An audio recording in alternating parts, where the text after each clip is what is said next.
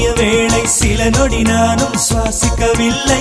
கடவுள் பார்த்த பக்தன் போலே கையும் காலும் ஓடவில்லை.